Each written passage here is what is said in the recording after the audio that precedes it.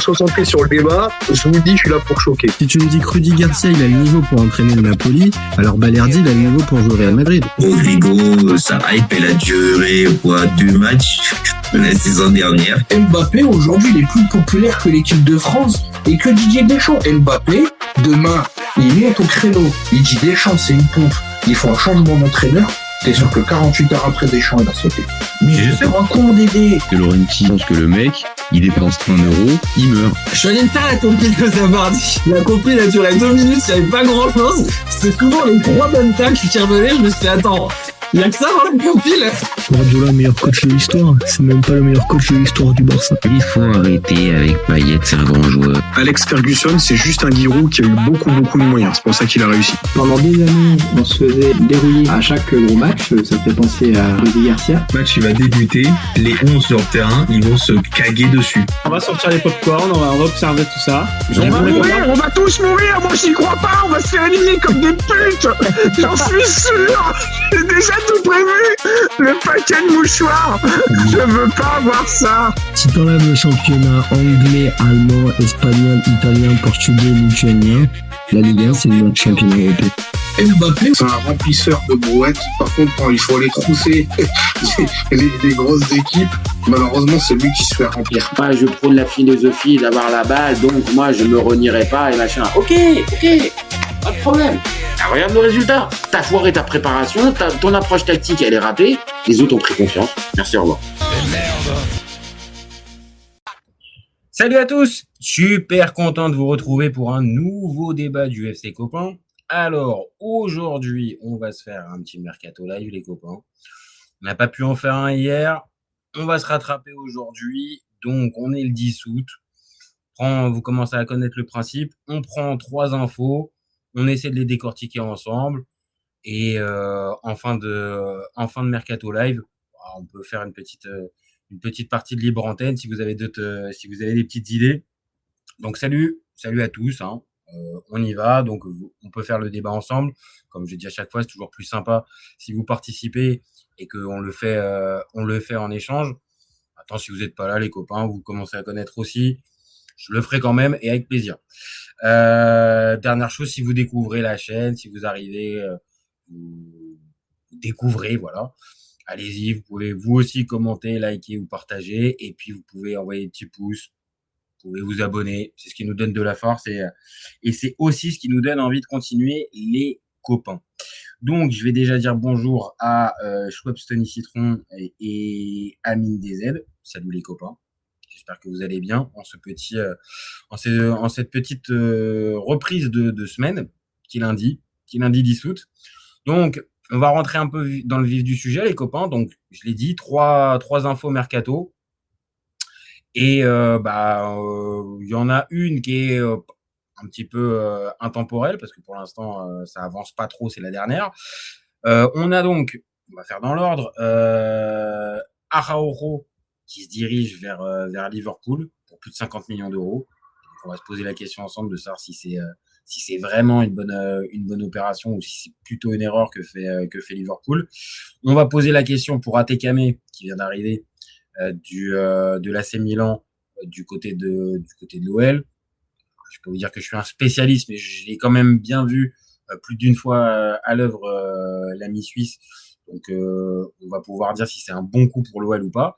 Et puis, voilà, le point d'interrogation, je l'ai dit, c'est pas un truc intemporel qui commence un peu à durer dans ce mercato. C'est Dusan Vlahovic, toujours libre, pas de club à l'horizon.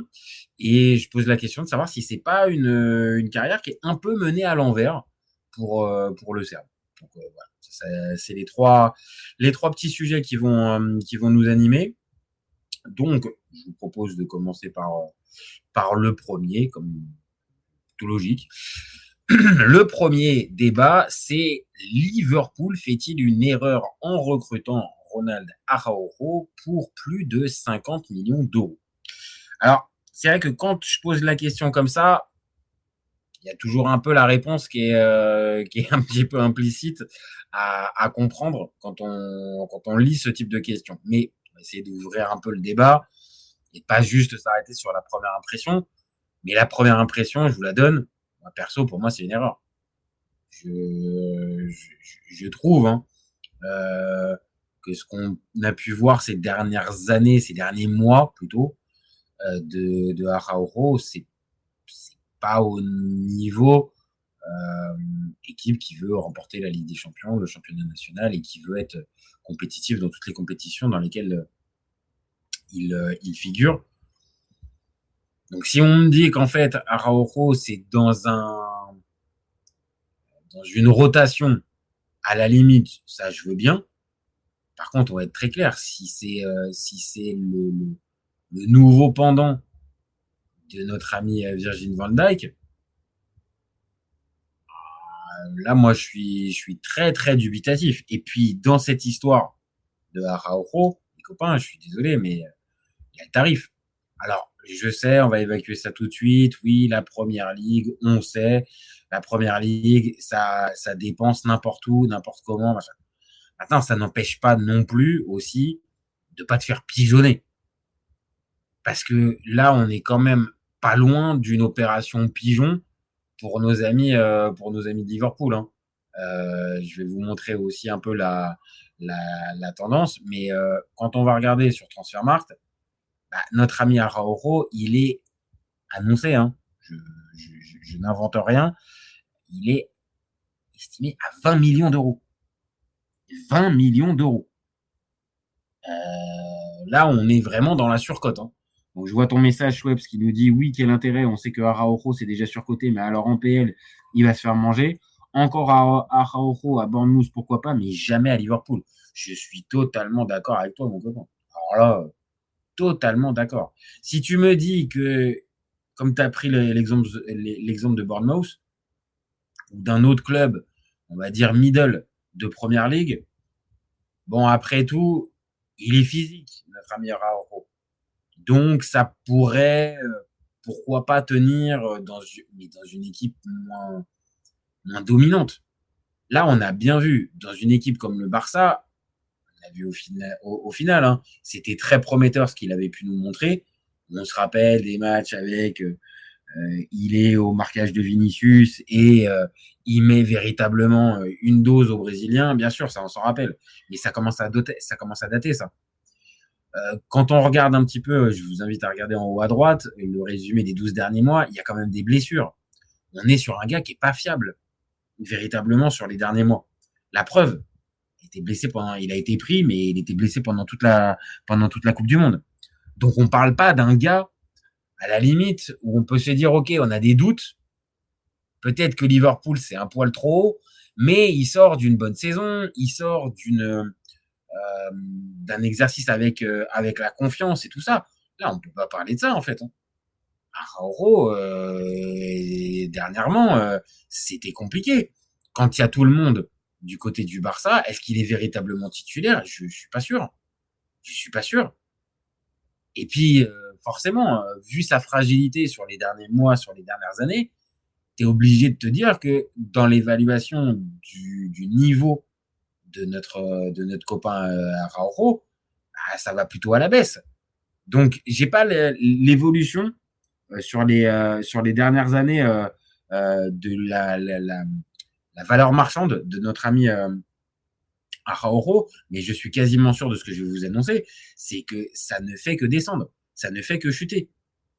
Alors peut-être, ça ne reste déjà 27 ans, mais bon, on peut encore se dire que ça peut encore s'améliorer, peut-être. Mais je suis assez d'accord avec ce que tu nous dis, Schweppes. Araujo, c'est 2 très grandes saisons et plus rien. Et ça date d'il y a 3-4 ans. Donc c'est ça, en fait. C'est qu'en fait, son évolution depuis maintenant plusieurs saisons, elle est à la baisse pour Araujo. Donc là, d'avoir un mec qui est, on vient de dire, à la baisse, qui est plus titulaire indiscutable, comme il a pu l'être du côté du Barça, qui en plus perd sa place, se retrouve, là, ne fait même pas le mondial parce que est blessé, parce que un peu fragile. Genre, lui, il va avoir en gros la promo, parce que c'est une promo un peu. Enfin, on va se comprendre, Barça et Liverpool boxent un peu dans la même catégorie. Donc, ce joueur-là, après ses états de service des 2 dernières saisons, il va valoir plus que sa valeur marchande estimée maintenant et il va être titulaire dans un club comme Liverpool. Excusez-moi d'en douter, les copains. Vraiment. Vraiment. Ou alors, peut-être qu'il est arrivé au bout d'un cycle, et ça peut arriver, hein, d'avoir le gars qui était arrivé au bout d'un cycle du côté du Barça. Il avait besoin d'un nouveau défi et il peut retrouver une partie de ses capacités.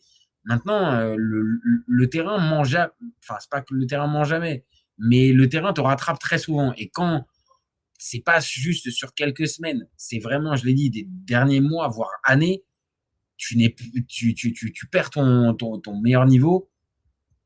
J'ai du mal à penser dans un championnat aussi rugueux et aussi compétitif, parce que c'est pas non plus du physique, hein. La première ligue, on le sait très bien. Dans la première ligue, tu as aussi évidemment ce côté technique où en face de toi, tu vas avoir des gars qui vont pas te laisser le temps.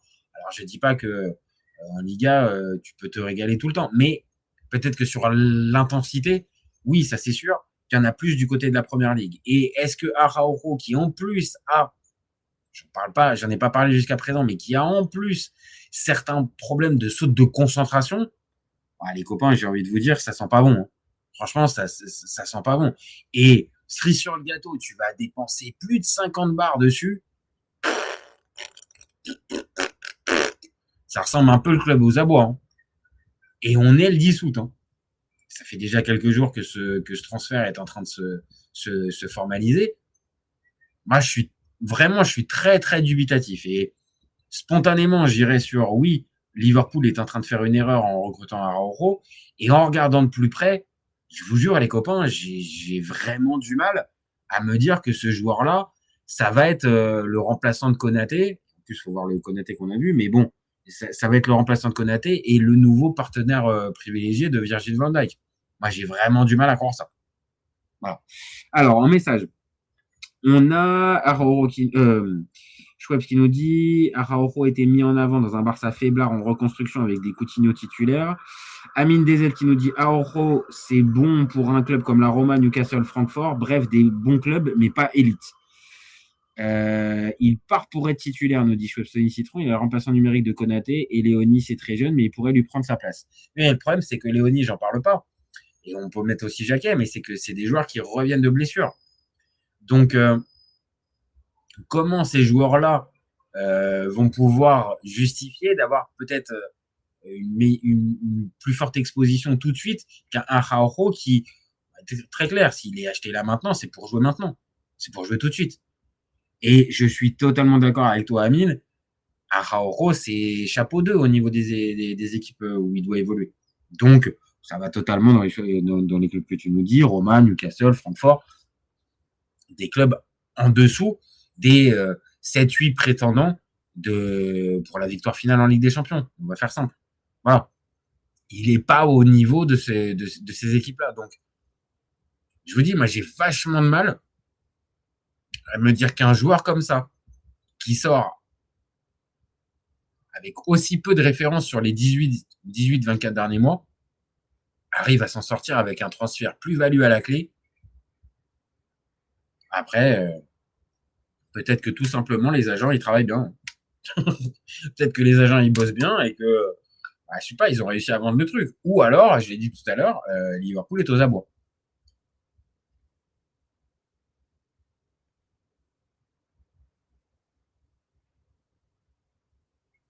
Pardon les copains, j'ai bu un petit coup. Schweppes qui nous dit, par contre, si dans 6 mois, la défense titulaire, c'est Léonie Jacquet, force à lui mentalement, ça sent le retour en Amérique du Sud. C'est un peu le risque, hein, parce que Léonie et Jacquet, ça représente normalement l'avenir de Liverpool. Alors, c'est toujours pareil dans ce genre de cas. Quand tu passes après des... Alors, je parle même pas en... Konaté a quand même été bon, hein, du côté de Liverpool. Mais passer après Virgil van Dijk, c'est compliqué. Donc, à voir, faudra nuancer. Mais évidemment que Léonie et Jacquet, c'est 2 joueurs qui ont été pris pour symboliser la suite et l'avenir de Liverpool. Donc 6 mois, je te trouve un peu rapide pour qu'on ait les deux. Par contre, que dans 6 mois, pour aller dans ton sens, que dans 6 mois, on se retrouve avec un Léonie ou un Jacquet qui est installé à côté de Virgil van Dijk, là pour le coup, moi je vais dans ton train. Et là, si c'est ça, ah oui, ça sentira le flop. Pour moi, la seule chance d'Araujo, c'est d'être opérationnel maintenant, tout de suite. Je sais pas dans quel état il est. J'ai pas vu s'il avait repris la préparation et les matchs amicaux avec le Barça. J'ai pas vu, je sais pas. Mais pour moi, c'est sa seule chance. C'est sa seule chance dans cette histoire pour pouvoir, oui, s'imposer véritablement comme le pendant de Virgil van Dijk. C'est d'être bon tout de suite maintenant. Et si tu es bon tout de suite maintenant, évidemment que pour l'entraîneur, qui plus est qui vient d'arriver, tu vas marquer des points. Donc c'est peut-être là sa chance. Mais on parle d'un gars, comme je vous ai dit, qui n'était pas là pendant la Coupe du Monde, qui sort d'une saison compliquée. Donc moi j'ai vraiment, vraiment du mal à me dire que c'est un bon choix. Donc la fameuse question, est-ce que c'est une erreur de la part de Liverpool? Les copains, je me positionne depuis tout à l'heure, même si je vous dis que voilà, s'il arrive à bien débuter, ça peut peut-être bien tourner pour lui. Moi, j'ai tendance à penser à première vue et même en regardant de plus près que oui, Liverpool fait une erreur en recrutant Araujo pour 50 millions. Et en plus, on parle de plus de 50 millions avec des bonus et tout ça. Donc, si ça monte à 60, 70, bon, là, les gars, je vous en parle pas. Pour moi, c'est une hérésie. Par contre, très bien joué de la part du Barça. Ah, franchement, les copains, bien joué. C'est bien vendu. Le mec était quand même sur le reculoir. Bien joué si ça signe. Maintenant, ouais, pour Liverpool, très, très dubitatif. Mais, comme on le dit très souvent, c'est le terrain qui fera la diff. Donc, à voir ce que nous donne Araujo. Schwabs qui nous dit Van Dijk est cuit physiquement apparemment, malgré qu'il reste un des meilleurs défenseurs de l'histoire. À ce prix-là, t'avais Danso. Ouais, mais est-ce que Danso te donné plus de garanties? Je sais pas. Vraiment, voilà, à première vue, on va tous à peu près être d'accord. C'est pas un bon deal, hormis pour le Barça. Mais c'est le terrain qui nous dira, même si on a tendance un peu à penser quand même que Araujo, c'est un peu trop haut pour lui, Liverpool, comme type de club. Voilà les copains pour notre premier sujet. On va passer au second. Le second, c'est Zachary Aketame, qui passe de l'AC Milan à l'OL en prêt sec pour 1 an, sans option d'achat. Donc. Et on pose la question de savoir si c'est un bon coup pour les Lyonnais. Alors, spontanément, je vous le dis, les gars, dans les prêts secs, il y a toujours 2 options à voir. C'est le club qui prête et le club qui accueille le joueur prêté. Ça paraît con ce que je raconte, mais je vous jure que ça a quand même du sens. Donc, généralement, le club prêteur, dans ce type de cas, compte un minimum sur le joueur en question qu'il prête, puisqu'il ne met pas d'option d'achat sur sa tête. Donc, j'ai l'impression que Milan ne veut pas se séparer d'Aketame. Par contre, ils ont dû sûrement identifier que Aketame, dans sa progression et pour le bien-être du joueur et pour sa progression, il valait mieux peut-être partir une saison en prêt. Donc, à partir de ce moment-là, moi, je vous dis, pour Milan, c'est un bon coup. Pour Aketame, plutôt. Maintenant, il faut voir la dernière partie, et c'est celle qui nous intéresse le plus dans ce débat, c'est pour l'OL. Est-ce que l'OL fait véritablement un bon coup en récupérant ce joueur international U21, suisse, qui a joué une bonne vingtaine de matchs la saison dernière du côté de Milan, mais tu l'accueilles en prêt sec. Est-ce que c'est une bonne opération pour l'OL en prêt sec comme ça à première vue? À première vue, j'ai envie de vous dire que oui. Pourquoi? Parce qu'on sait très bien les finances de l'OL. Je vous invite, on a fait un débat hier sur la situation européenne, mais même un peu globale de l'OL pendant ce mercato. L'OL, on ne sait pas trop comment va pouvoir s'articuler l'équipe. Le budget, les ventes, la qualification en Ligue des Champions ou pas. Enfin, il y a plein d'interrogations. Tu as besoin quand même d'avoir des joueurs pour pouvoir faire ta saison et pour pouvoir dire être compétitif dans toutes les compétitions. Bien sûr que ça aurait été mieux un prêt avec option d'achat. Là, je vous aurais dit véritablement très bon coup de la part de l'OM. Je me serais positionné. Le fait que ça soit un prêt avec option d'achat nul, enfin donc un prêt sans option d'achat, ça sera mieux, ça casse un petit peu pour moi le bon côté pour l'OL. Mais sportivement, puisque c'est ça aussi qui nous intéresse, nous on n'est pas Micheline de la compta, on n'est pas en train de faire des budgets prévisionnels, on est plus là pour parler de terrain. Sur le terrain, moi, je vous le dis, les copains, je l'ai vu à plusieurs reprises cette saison. Parce que, si vous le savez un minimum, je regarde tous les matchs de l'AC Milan, même si l'année dernière, avec Allegri sur le banc, c'était quand même difficile de regarder tout. Donc, j'ai pas tout regardé l'année dernière, mais j'en ai vu quand même une bonne vingtaine. Et voilà, je vous le partage. Aketame, c'est plus de 30 matchs la saison dernière. Avec l'AC, enfin, dans toute sa saison, plutôt. Donc, c'est 30 matchs. Et dans ces 30 matchs, j'ai pu voir. Alors, c'est vrai, le Milan, comme je vous l'ai dit directement, comment dire, le système d'Allegri est extrêmement défensif, n'a pas mis véritablement en valeur les pistons.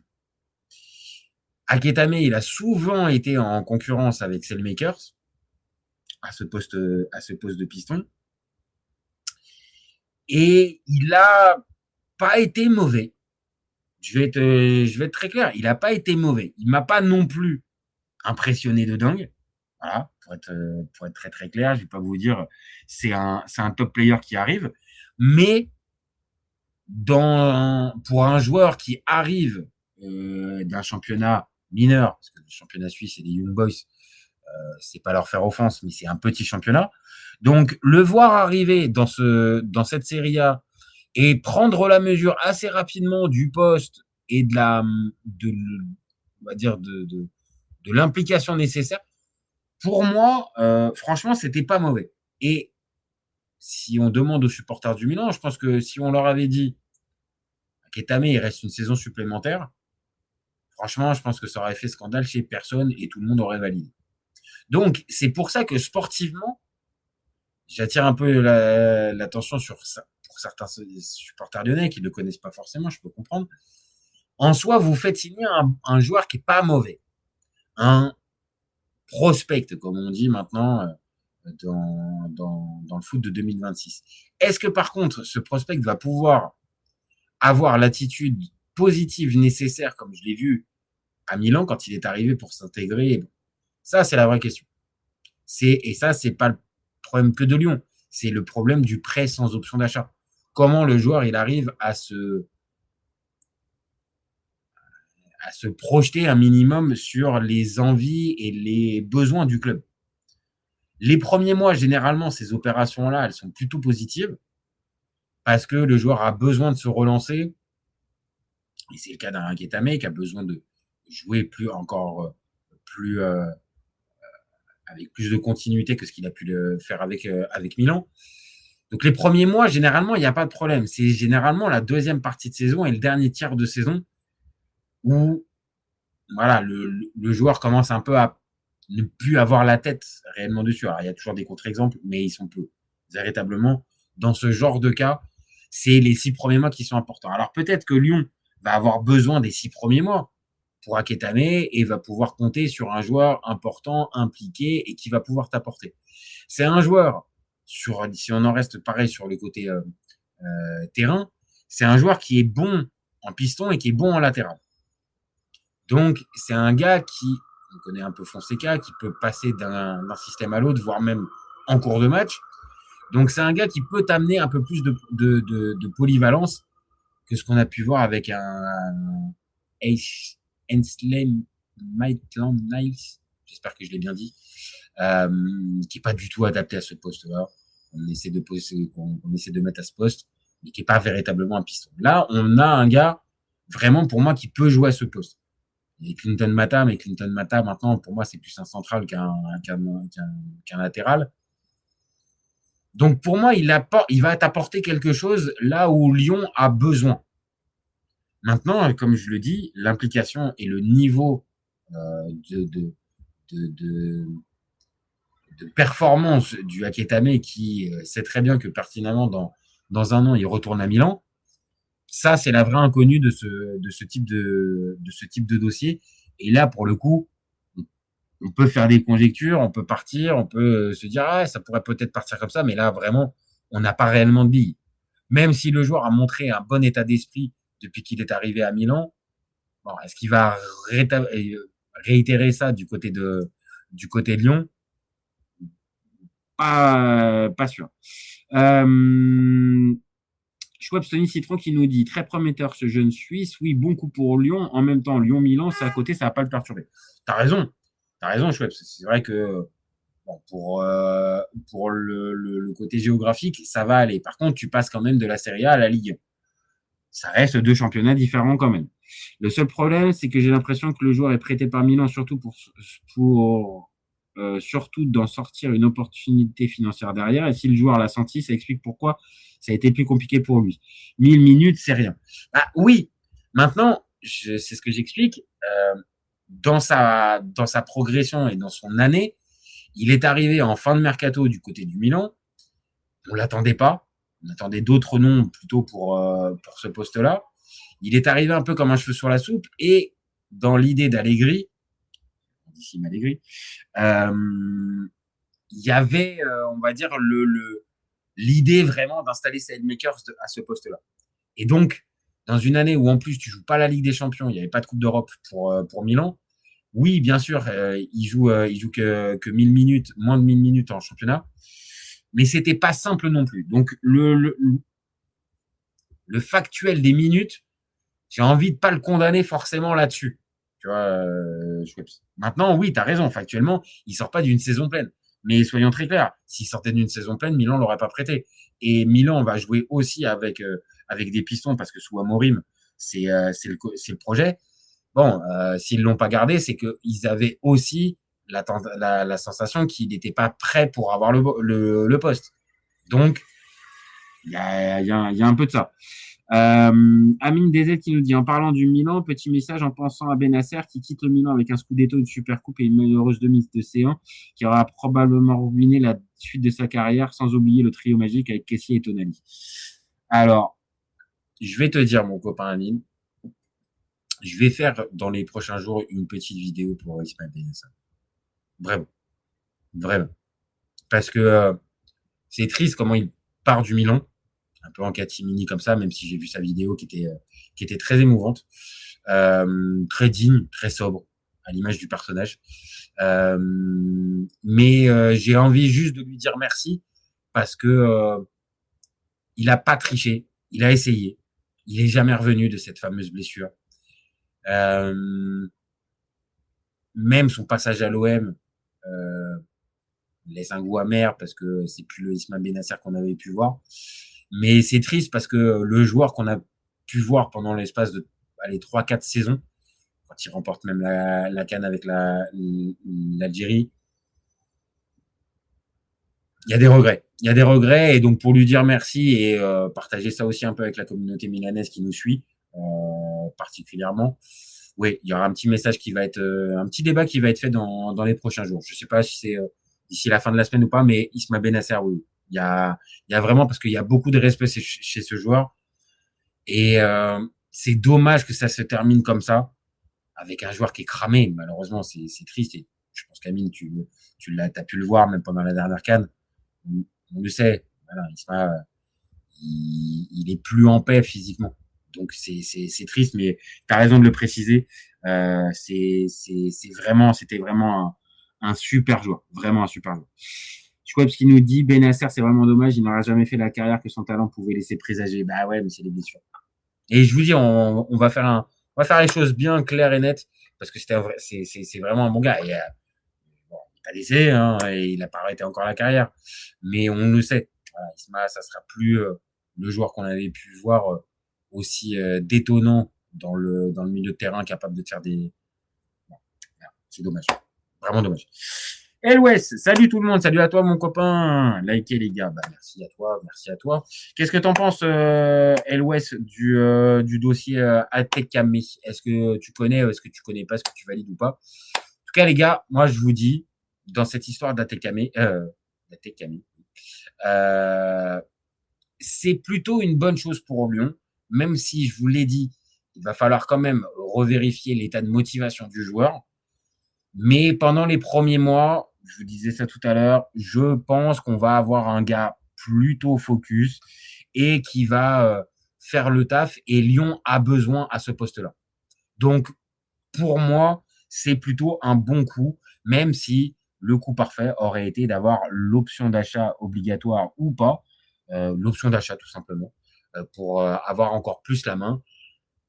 Bon, voilà. Et pour le joueur en lui-même, c'est pas un mauvais joueur, c'est un gars qui peut t'apporter. Et vu que Lyon a quand même besoin à ce poste-là, moi, j'ai envie de dire bon coup pour les Lyonnais, à nuancer parce qu'il n'y a pas le prêt et il n'y a pas l'option d'achat.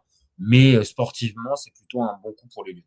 Voilà ce que j'ai envie. Et pour terminer, je suis assez d'accord avec ce que tu nous dis, Schweppes. Il aurait sûrement été plus motivé si Lyon avait eu une option d'achat. Bah oui, voilà. Je pense que c'est à prendre, quitte à ce que tu ne la lèves pas, l'option d'achat. Mais dans l'état d'esprit du joueur, ça peut aussi faire la différence et ça peut aussi influer sur ses performances. Mais ça sera prêt sans option d'achat, comme Openda. On verra. Le terrain nous montrera ce que ça pourra nous donner. Voilà les copains pour le dossier Atekame du côté de l'OL. On va passer au dernier sujet. Le dernier sujet, les copains, c'est Dusan Vlahovic, toujours libre. Alors, vous direz, on n'est que le 10 août. 10 août, c'est pas encore dingue. Mais ça fait un petit moment qu'on sait qu'il est libre, notre ami Dusan Vlahovic. Et moi, je pose la question. Voilà. Vous me direz. Mais est-ce que Dusan Vlahovic, c'est pas une carrière qui est menée à l'envers? Alors, pourquoi je dis ça? Parce que Dusan Vlahovic, quand il arrive à la Fiorentina, ça commence à remonter un petit peu maintenant. J'en parle avec plusieurs personnes. Je me rappelle en parler avec Tristan qui intervient de temps en temps sur la chaîne de ses copains. Et à cette époque-là, j'en parle avec lui et on est unanime. Ça va être lui le prochain gros neuf. Le prochain gros neuf de la planète foot. Allez, on va dire un peu le Lewandowski des années 2020. Bon, ça va être Dusan. Profil super intéressant. Athlétique, bon de la tête. Technique. Plutôt rapide pour son gabarit. Franchement, il avait tout. Il a tout. Et quand il est à la Fiorentina, pour être un amateur de Serie A et de Calcio, je me dis, bon, il va pouvoir faire ses classes, prendre un peu d'expérience et derrière, signer pour le top club dans lequel il va pouvoir monter en gamme et continuer, on va dire, sa progression. C'est ce qui va se passer parce que le bonhomme, il va enquiller les buts du côté de la Fiorentina en développant un peu ce que je viens de vous dire, c'est-à-dire un gars très très bon, on va dire clinique, je vous dis bon techniquement, c'est-à-dire capable de pouvoir faire des enchaînements, capable de pouvoir dribbler son adversaire, pas qu'un simple numéro 9, capable de jouer en déviation aussi. L'attaquant complet en fait. L'attaquant complet qui, ouais, je vous dis, à 19-20 ans, commence à enquiller les buts au plus haut niveau. Bon, bah, on se dit très logiquement, enfin, j'invente rien à ce moment-là. Je me dis, bon, voilà, ce joueur-là va marquer les esprits. Et puis arrive son départ. Alors, bien sûr, je suis un ancien. Passer de la Fiorentina à la Juve, ça rappelle toujours le fameux départ de Baggio du côté de la vieille dame, avec ce que ça a pu comporter comme des mesures. Bon, alors on n'en est pas au même niveau parce que Dusan Vlahovic n'avait pas non plus la même cote d'amour qu'un Baggio, qui était passé donc de la Fiorentina à la Juve. Mais il y a quand même une sensation de traîtrise, de comment dire, tu vas dans le club à ce moment-là performant d'Italie, mais qui n'est plus le club dominant d'Italie. Ça, c'est important. C'est qu'attention, dans la réflexion de Vlahovic au moment de partir, la Juve c'est pas Higuaín qui part du Napoli, on saute sa clause, et tu passes du Napoli à la Juve qui remporte tout depuis déjà 3-4 ans. Et tu viens pour le fameux projet Ligue des Champions. Je rigole parce que quand j'ai Ligue des Champions avec la Juve, ça fait jamais bon ménage. Mais tu vas dans une Juve qui est performante, compétitive, mais qui se cherche encore. Qui cherche son meilleur niveau. Et en fait, dans ce fameux meilleur niveau, désolé, mais en fait, le choix de club n'est pas bon. Alors, peut-être que je vois ça d'un mauvais œil, parce que j'aime pas la Juve et tout ça, mais très sérieusement, vraiment sans troll, partir à la Juve à ce moment-là, je pense que c'était pas le meilleur choix. Et je pense même qu'à ce moment-là, pour lui, il aurait mieux fallu partir. Mais partir d'Italie. On se rappelle qu'Arsenal, à ce moment-là, cherchait un numéro 9, avoir avant que Gyökeres arrive, 3 saisons avant. Arsenal est prêt à mettre un gros paquet sur Vlahovic. Lui, il décide de rester en Serie A. Mais pour moi, cette erreur-là de choix de club, il va la traîner. Et derrière, la réalité, c'est que ça va pas être mauvais du côté de la Juve. On va pas être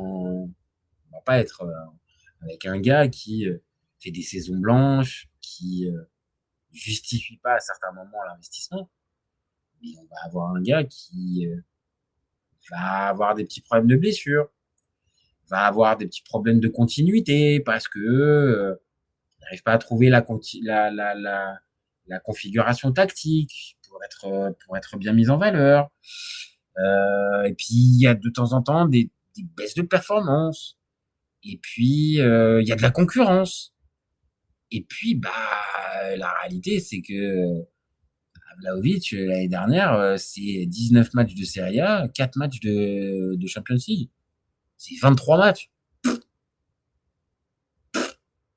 Alors oui, il y a 10 buts en 23 matchs. Donc, il nous met sa dizaine, toutes compétitions confondues. Mais pour moi, je suis désolé, mais on parle d'un gars qui a 26 ans. Hein. On parle d'un gars qui est dans la force de l'âge. Hein. Là, normalement, il doit enquiller les saisons pleines. Maintenant, s'ajoute à ça quoi? La fameuse situation contractuelle. Il a signé, quand il est arrivé, un énorme contrat avec la Juve, je sais plus si c'est 7 ou 8 millions d'euros par an, je ne vais pas dire de bêtises, donc je vais pas, mais c'est une grosse somme. Évidemment, la Juve, pour le prolonger, elle n'allait pas le prolonger à la même somme, parce que c'était la somme déboursée pour pouvoir le faire venir. Donc, je vous apprends pas le mercato, les copains.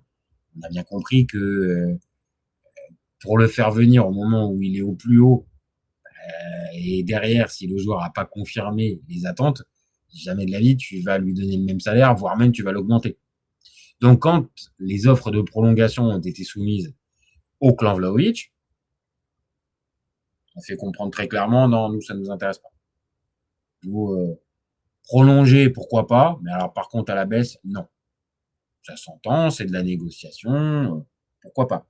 N'empêche que la réalité, c'est que Dusan Vlahovic, la Juve s'est peu à peu retiré des négos en mode, nous, on t'offre ça. Je pense pas, encore une fois, qu'ils sont partis avec un salaire à 1 million d'euros. Mais plus bas, peut-être avec une durée plus longue, pour essayer de lisser un peu tout ça, machin. Refus.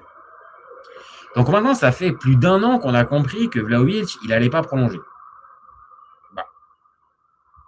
La Juve, consciente de ça, qu'est-ce qu'elle se dit? Elle se dit, bon, l'été dernier, bon, on va essayer de récupérer et de monnayer quelque chose sur Vlahovic.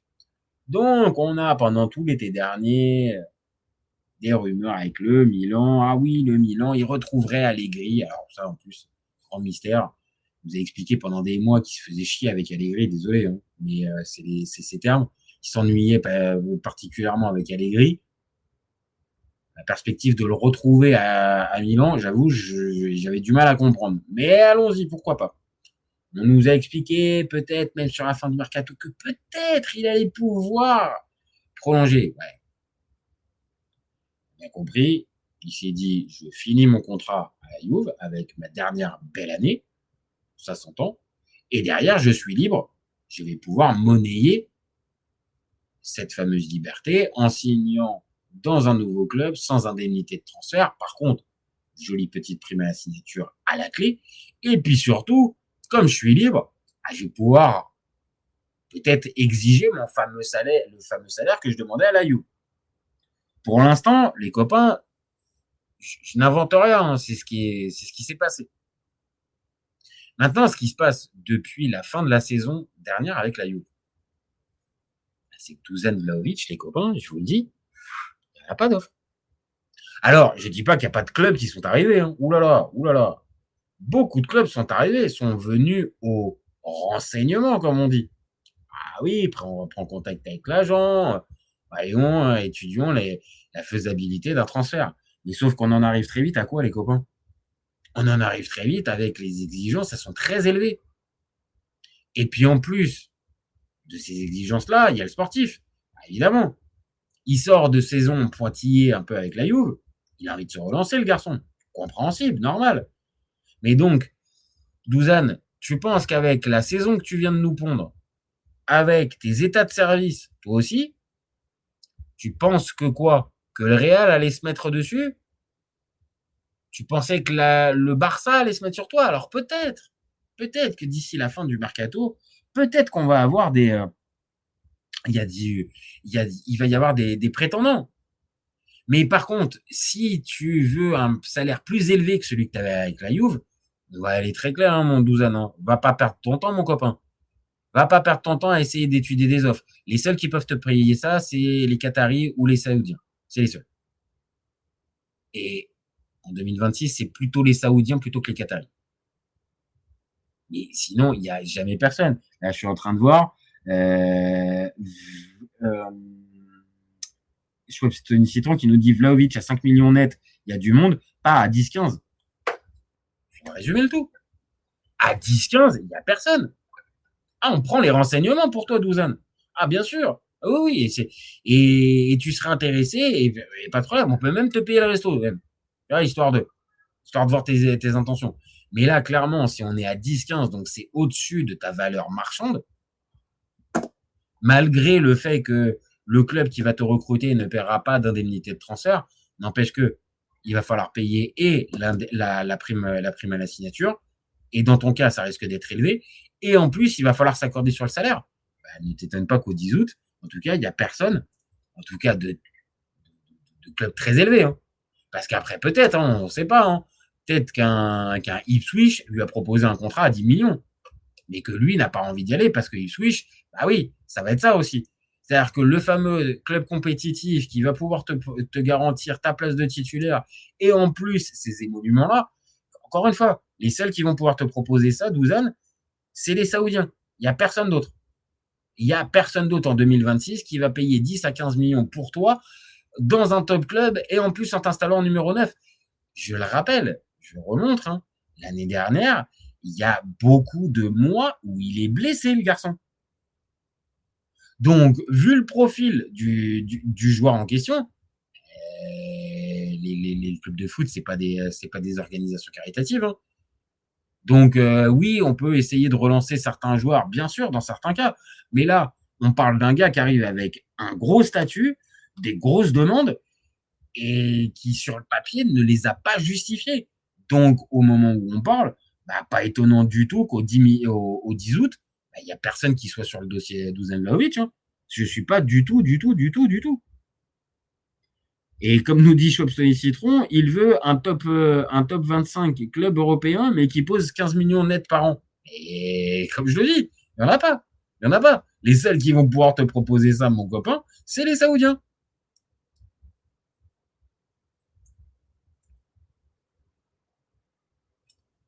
Alors peut-être, hein, c'est pas. Peut-être que dans ces cas-là, Dusan, peut-être que tu te mettes en contact avec Thibaut Vézérian. Parce que Thibaut, au niveau des contacts saoudiens, c'est plutôt génial.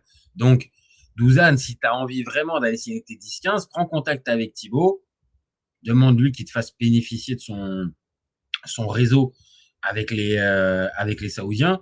Mais sinon, si tu cherches un club européen, premier degré, c'est pas être méchant, mais tu les vaux pas, les 10-15. Les 10-15, tu les vaux pas. Voilà. Donc maintenant, il y a une part de bluff aussi dans le mercato. Donc, je le blâme pas. Et je blâme même pas, à la limite, les agents. Même si je trouve que dans ce genre de cas, je pense que tu vas pas dans l'intérêt du joueur que tu défends. Parce que à force de lui expliquer qu'en fait, c'est le plus beau du monde et qu'en fait, il mériterait d'avoir une considération extrême de la part de tous les clubs, je pense que tu lui fais plus de mal que de bien. Ça, après, ça c'est un avis perso, mais pour moi, voilà. Là, si on a la possibilité de pouvoir lui faire rentrer dans le crâne que tu as testé, tu as laissé pendant 1 mois et demi, 2 mois le mercato se faire, c'est pas venu, redescends d'ambition, sois plus raisonnable au niveau de ton salaire. Comme on l'a dit tout à l'heure, si tu t'arrêtes à 6-7, c'est déjà pas mal. Un poil au-dessus de ce que tu vaux en 2026. Et tu te contenteras de ça. Alors après, oui, évidemment, si la Juve t'avait proposé 6-7, t'as peut-être l'air d'un con à refuser la Juve et puis peut-être d'aller prendre un club moyen en Angleterre pour aller. J'en sais rien. Mais maintenant, la réalité, c'est que tu t'es mis dans une situation où avec la Juve, c'est fini. La Juve a tenté, je l'ai dit, de te faire prolonger, tu as refusé. Alors bien sûr, hein, il reste encore l'option, encore libre, hein, donc peut-être qu'avec la Juve, ça peut encore se faire. Mais pour moi, ça risque d'être très compliqué. Donc pour moi, franchement, il n'est pas loin de nous faire une carrière à l'envers. Le choix de la Juve initial n'était pas forcément mauvais, mais dans le timing, je l'ai dit, c'est pas le plus adapté. Et derrière, ton espèce de bras de fer pour prolonger à tes conditions, alors qu'au 10 août, tu n'as toujours pas de club. Donc ça veut dire que ta préparation en plus, tu l'as fait tout seul. Les automatismes avec un club, tu les as pas non plus, avec les coéquipiers non plus. Attention, je trouve que c'est risqué, à ce niveau-là, juste pour des histoires de salaire qui t'a pas été donné, je trouve ça con. Vraiment, je trouve ça bête de la part de Vlahovic. Maintenant, je t'ai dit, on sait que le Barça voulait faire Alvarez et que ça risque d'être très compliqué pour eux de le faire. Peut-être que ça va être Vlahovic le réélu.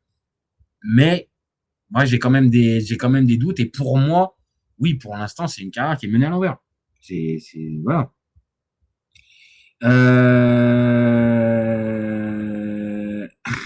Amine Dedek qui nous a dit pour Thibaut Vézérian sur cette dernière vidéo, je lui demandais où ça en était avec les Saouds, il m'a répondu de mon Dieu. Bah oui, mais ça, tu sais que le problème, c'est que Thibaut, il est à court de réponse, Amine. Là, tu sais très bien, là, maintenant, il sait plus comment faire. Pour moi, la décence aurait voulu qu'il s'arrête et qu'ils disent merci, ciao l'artiste, au revoir pour tout. Mais vu qu'il a la tête dure et qu'il a envie de continuer de passer pour un con, je suis désolé, c'est pas méchant, mais c'est la réalité. Il passe pour un imbécile depuis des mois, voire des années maintenant. Donc, normal, t'as raison de poser la question. Et on se posait la question même nous en interne sur le groupe du FC Copain, ça va vraiment, est-ce que vous pensez vraiment qu'il y a des gars qui le suivent avec intérêt? Vraiment qui le croient? Moi, j'avais tendance à dire que c'était pas plus de 5% des personnes qui le regardent. Et que 95% des autres spectateurs, pour moi, c'est du troll. Dites-moi votre avis, hein, mais pour moi, Catastrophique. Schweppes, pour en venir à notre ami Vlahovic, et pour qu'un nouveau joueur s'adapte à son club, il faut souvent du temps. Attention à une saison blanche, ça va vite. Et 2 aussi. Non, mais vraiment, pour moi, il est sur un jeu. Les agents, qui sont sa famille en plus, jouent un jeu dangereux en le mettant à ce point-là dans le surconfort et à lui expliquer qu'en fait, c'est le meilleur attaquant de tous les temps. Je pense réellement qu'il gagnerait vraiment à lui remettre les pieds sur terre en lui disant, écoute, mon copain, on prendra les 6-7, voire même les 5, mais on s'en fout, t'as 26 ans, t'as encore le temps de faire la fameuse culbute financière. Parce que si c'est véritablement ça la question, à 26 ans, t'as encore le temps. Hein. Tu te refais encore 1 ou 2 bonnes saisons en Europe où tu claques, et puis t'iras te le prendre ton contrat en Arabie Saoudite. Ou si c'est véritablement ça qui t'intéresse, mais vas-y. Parce que je pense que l'Arabie Saoudite, tu vas les intéresser. Mais si c'est juste pour faire monter les enchères et voir quel est le club qui va être capable de pouvoir s'aligner sur le salaire que tu avais demandé à la Juve, on te le dit vraiment, et c'est pas méchant, mon copain, mais les seuls clubs qui peuvent le faire, c'est les Saoudiens. Donc, si c'est ça, prends contact direct avec eux et comme ça, tu gagneras du temps et tu pourras recommencer rapidement à rejouer au foot.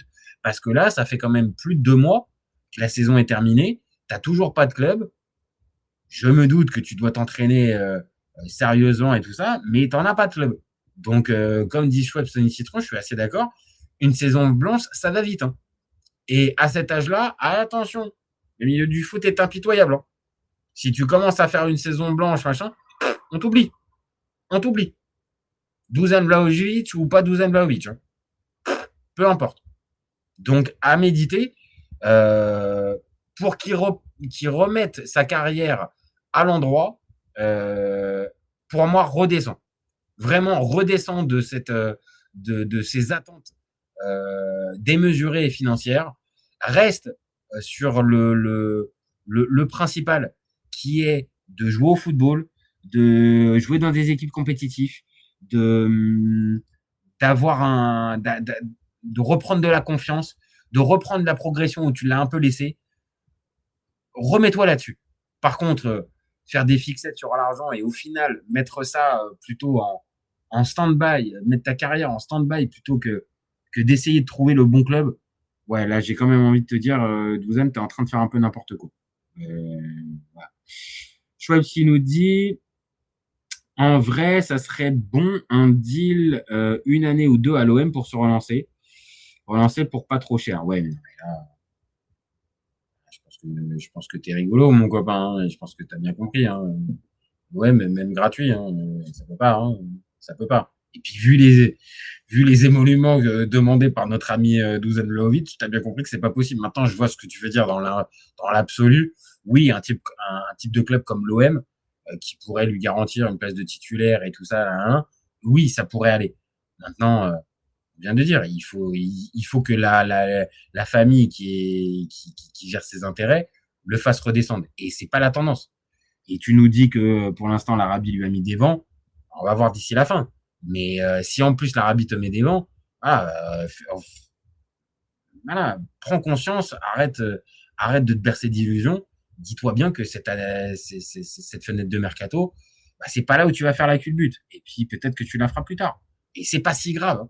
C'est pas si grave. Hein. On parle encore une fois de gars qui sont payés 6, 7, 8 millions d'euros. Enfin bon, faut quand même redescendre. Donc carrière à l'envers, oui, ça peut se remettre à l'endroit, mais pour ça, Dusan, c'est toi qui as les clés. Donc à toi de nous montrer que tu es en capacité de pouvoir reprendre ta carrière en main. Mais pour l'instant, ça laisse à désirer. Voilà les copains pour ce petit mercato live avec nos 3 petits sujets. On a fait 50 minutes. On va revenir tout à l'heure. On va revenir pour un autre petit débat. Poser une question sur le cas Raheem Sterling. Poser la question de savoir si n'aurait pas le coup de faire venir en Ligue 1. Alors je sais, c'est un peu fou, les clubs de Ligue 1 n'ont pas de thunes. Mais ça pourrait pas être une bonne idée, vu qu'il sort d'un prêt raté à Feyenoord. Il est gratuit. Bon, gratuit en indemnité de transfert. Donc, on reviendra tout à l'heure, je pense vers les coups de 23h30, minuit, sur la chaîne pour faire ce petit débat. Donc, merci à tous d'avoir suivi. Merci particulièrement à Schwab Stony Citron qui a été très actif. Merci à toi, mon copain. Je te rappelle que le dossier Colomboigny, c'est quand tu veux, hein, mon copain. Hein. Il est prêt, ce débat, c'est quand tu veux. Merci aussi à Amine DZ d'avoir participé. Merci aussi à LOS d'avoir aussi fait un petit coucou sur le live. Donc, ça va être dispo en quelques minutes sur la chaîne YouTube, dispo en replay. Donc, n'hésitez pas à commenter, liker, partager comme d'habitude. Vous pouvez.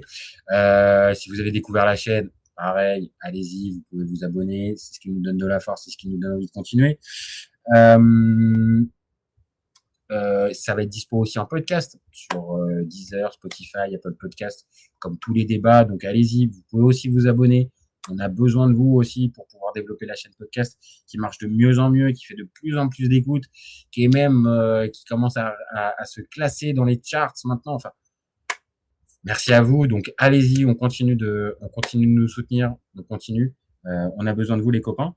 Et puis, vous gardez en tête, si vous êtes déjà abonné, vous savez ce que je vais vous dire. Vous gardez en tête qu'OFC Copain, on est ouvert toute l'année, mais encore plus pendant le mondial. Faut que j'arrête avec ce mondial 2026. Encore plus pendant l'été 2026. Le mondial, c'est fini. Ciao, ciao, les copains. Ciao, ciao.